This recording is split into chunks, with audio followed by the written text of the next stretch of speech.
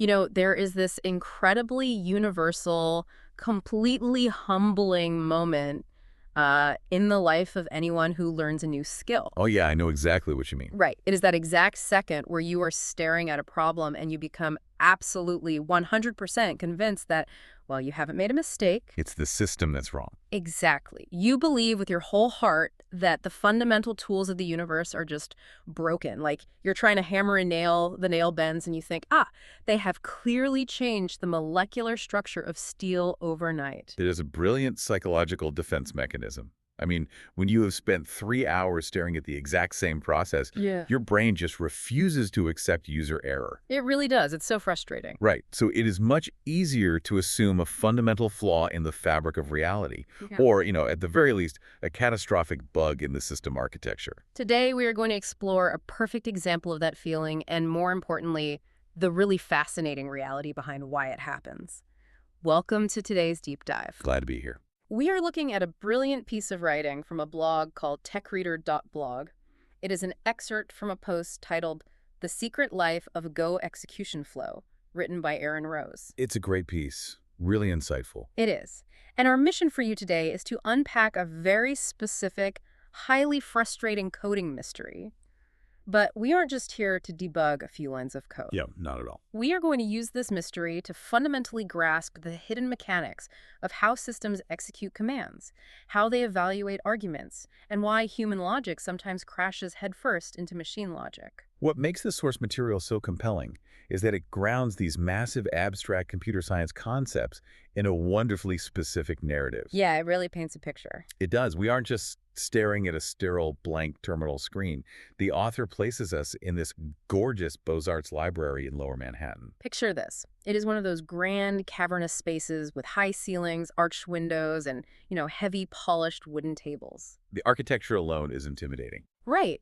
It's the kind of place where software engineers sit around discussing coding languages like poetry. The atmosphere is totally hushed. It's an environment meticulously designed for deep, uninterrupted focus. But for our protagonist, a junior engineer named Ethan, that quiet is doing the exact opposite. It's driving him crazy. Exactly. The profound silence of the library is just amplifying his frustration.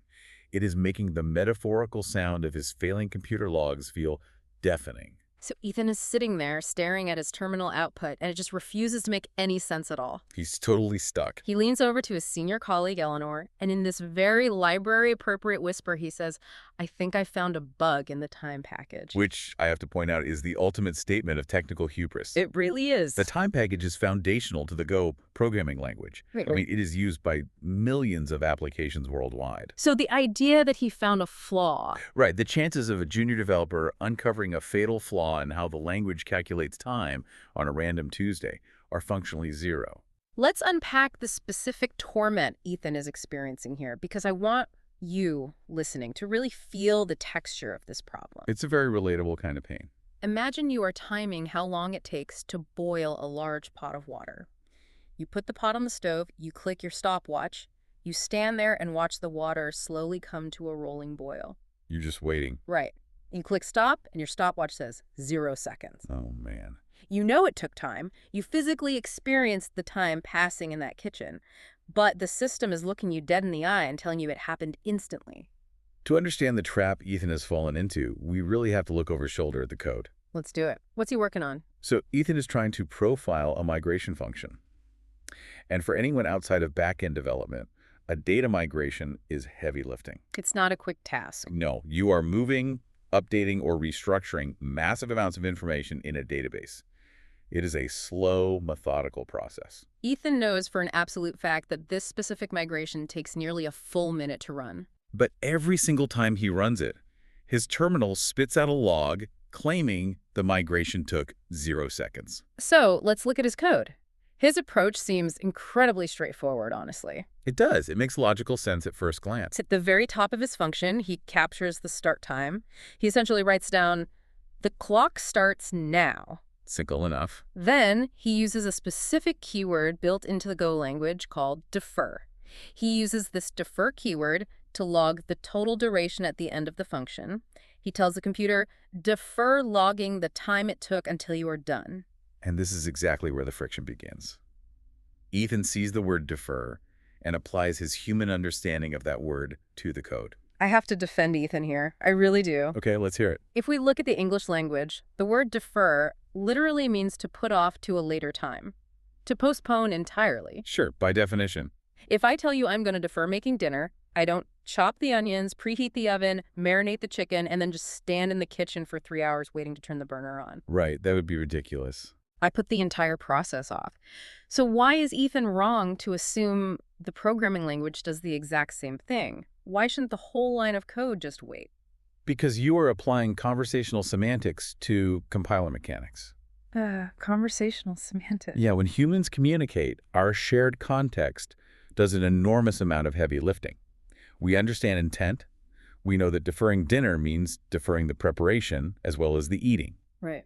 Compilers, the programs that translate written code into machine instructions, do not understand intent. They do not care about the Oxford English Dictionary definition of the word defer. They're a bit more literal. Very liberal. They only care about memory management, execution speed, and the strict logical rules defined by the language's creators. So Ethan expects the computer to understand what he meant, but the machine is aggressively, literally following what he typed. Precisely.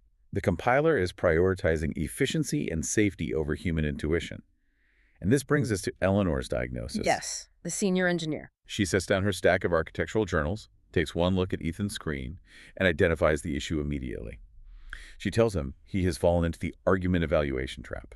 The argument evaluation trap. Okay, let's break down the actual mechanics of this trap. What is the system actually doing when it reads that line of code? The fundamental rule of the defer statement in Go is this. The keyword schedules the function call for later, but it evaluates the arguments immediately. It schedules the action for later, but evaluates the arguments immediately. Okay, let's slow down and trace the computer's exact footsteps here. Sure. The internal pointer is moving line by line. It hits the word defer. At that moment, the compiler says, I see a deferred function. I will make a strict note to run this logging action right before this entire process finishes and we exit. So that handles the scheduling part? Yes. But the function isn't empty. It has an argument inside it. It needs data to do its job. In this case, the argument is a calculation time dot since start. Right. And here is where the compiler's rule kicks in. Exactly. The compiler says, I need to know what data to pass to this function when I eventually run it. I am going to calculate this argument right now. Why, though? I mean, why does it have to calculate it right now? If the goal is efficiency, why not just wait and do the math at the end? It comes down to memory management and state preservation. State preservation. Yeah. Imagine you defer an action that relies on a variable, let's call it X. Between the moment you defer the action and the moment the action actually runs, the rest of your program might change the value of X a dozen times. Oh, I see. Or worse, it might delete X from memory entirely. If the compiler waits until the end to figure out what X is, it might grab the wrong value or crash because X is just gone. That would be a mess. Total chaos. So to prevent this, the compiler takes a snapshot. It calculates the argument immediately, locks that value in memory, and keeps it safe until the deferred function is ready to use it. So at the exact millisecond, the program begins before the minute-long migration has even moved a single byte of data. The compiler calculates time dot since start. Which, at the starting line, is effectively 0. Wow. It packages that 0 up, stores it safely, and then proceeds with the heavy, minute-long database migration. And when the migration finishes... It honors its promise. Yeah. It executes the deferred log, but it feeds that log the data it captured a minute ago. Eleanor uses a phenomenal analogy in the text to explain this to Ethan. She says, you're trying to report the duration of a race before the runners have even left the blocks. It's perfect. The finish line camera took the photo at the starting gun. Let's try to cement this with something you probably do every day. Imagine you want to send a delayed text message for a friend's birthday next week. Okay, I fell. You pull out your phone today, on our rainy Tuesday, and you schedule the message to send next Friday. You type, happy birthday, I hope you have a great day. It is currently pouring rain outside. Oh, no. Right. So next Friday, the phone finally sends the text. The friend receives it on a beautifully sunny morning, but the message is complaining about a torrential downpour. Exactly, because the sending of the message was deferred. The system absolutely waited until Friday to act. But the content of the message... The content, the argument, the state of the world was evaluated and captured on Tuesday. The execution was delayed, but the reality was frozen instantly. Which perfectly illustrates why Ethan's bug is such an easy trap for anyone to fall into, not just junior developers. Oh, absolutely. Your brain reads the code linearly. You see the word defer, you see the time calculation, and your human intuition just sleuths over the gap. You just assume the computer will dynamically check the clock at the end. But the machine is just following its prime directive. Schedule the action, secure the data now. So if the machine is blindly following its own literal rules and it refuses to delay the math, how did Eleanor manage to trick it into waiting? That's the real trick. We know the diagnosis, but what is the cure? Eleanor introduces a remarkably elegant fix. She calls it the closure solution. The closure solution. To force the system to delay the actual calculation, you have to wrap the logic inside pressure, which in this language is an anonymous function. An anonymous function. Yes. Instead of writing defer and immediately handing it the logging command and the time calculation, you write defer, and then you define a brand new unnamed function right there on the spot. Just a completely blank function. Right. And inside the walls of that new function, you place your log and your time calculation. I want to make sure we truly understand the mechanism here. Why does adding an anonymous wrapper suddenly change the compiler's behavior? Good question. You said earlier that defer evaluates arguments immediately. Doesn't it still see the time calculation? It actually doesn't. Yeah. And this is the magic of how compilers view defined functions. A compiler treats a function like an isolated, self-contained subprogram. Okay. When you wrap your logic inside that anonymous function, the compiler's immediate evaluation rule still applies, but the target of that evaluation has changed. Okay, what is the compiler evaluating now? It evaluates the mere existence of the function itself. Oh, wow. It looks at this new anonymous block of code and says, okay, my argument is simply that this function exists. I will schedule this entire intact function to run later. So it doesn't look inside. Exactly. The compiler does not step inside the walls of that function to read its internal variables or resolve its math. It treats the function as an opaque object. Let's try a metaphor to visualize this. Instead of the delayed text message, what if it's like handing a chef a sealed envelope? How so? Walk me through that. Let's say you want a chef to bake a specific cake at 8 p.m. Okay.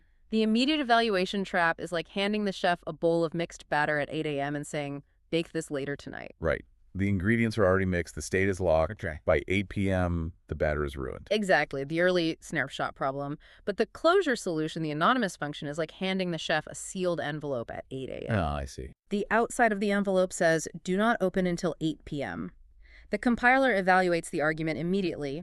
It looks at the envelope, verifies it is indeed an envelope, and accepts the task. But it respects the seal. And what happens at 8 p.m.? At 8 p.m., it finally opens the envelope. Inside is a recipe that says, check the pantry for ingredients right now, mix them right now, and bake. That's brilliant. By putting the instructions inside the envelope, you prevented the chef from gathering the ingredients 12 hours too early. That captures the mechanism perfectly. Yeah? The outer deferred action is the envelope. The anonymous function is the seal. The time calculation is the recipe inside. So because you hid it. Right, because you hid the calculation inside the walls of the anonymous function, the compiler was blind to it during the initial parsing phase. It had no choice but to wait until the envelope was opened at the very end of the program to actually read the recipe and check the clock. So Ethan updates his code. He implements the closure solution, wrapping his logging command inside the anonymous function. The moment of truth. He runs the heavy database migration again. The terminal flickers.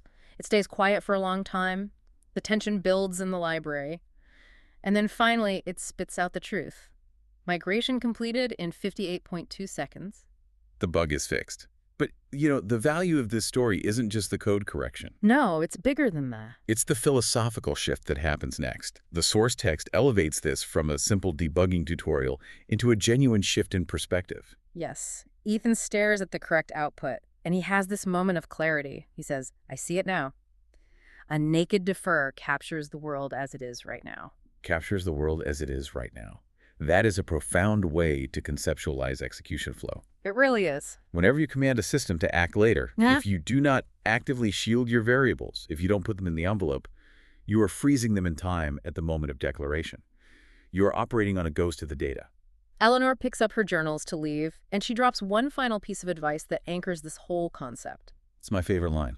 She tells Ethan, think of defer as a suitcase you set by the door. You have to be very careful about what you pack inside it before you close the lid. because the universe outside that suitcase is going to keep moving.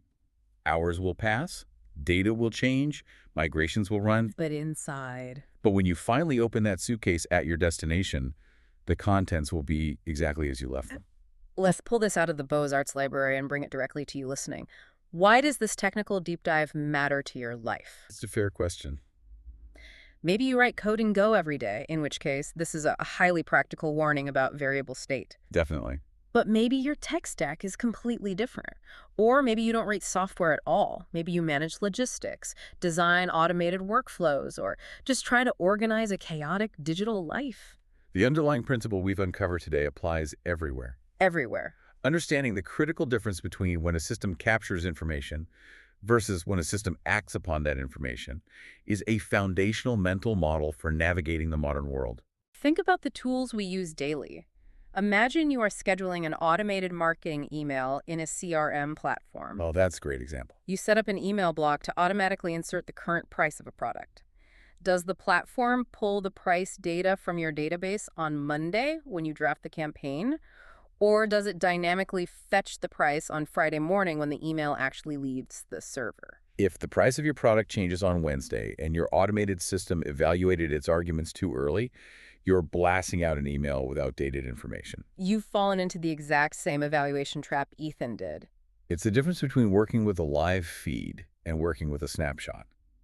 Ethan's fundamental error was assuming he had wired up a live feed to the system clock, when in reality, he had accidentally taken a Polaroid picture of the clock at the starting line. And in complex systems, whether it's a software application, a financial trading algorithm, or an automated supply chain, confusing a snapshot for live data is how catastrophic errors occur. You have to know when the envelope is sealed and when it is opened. Let's retrace the path we took today.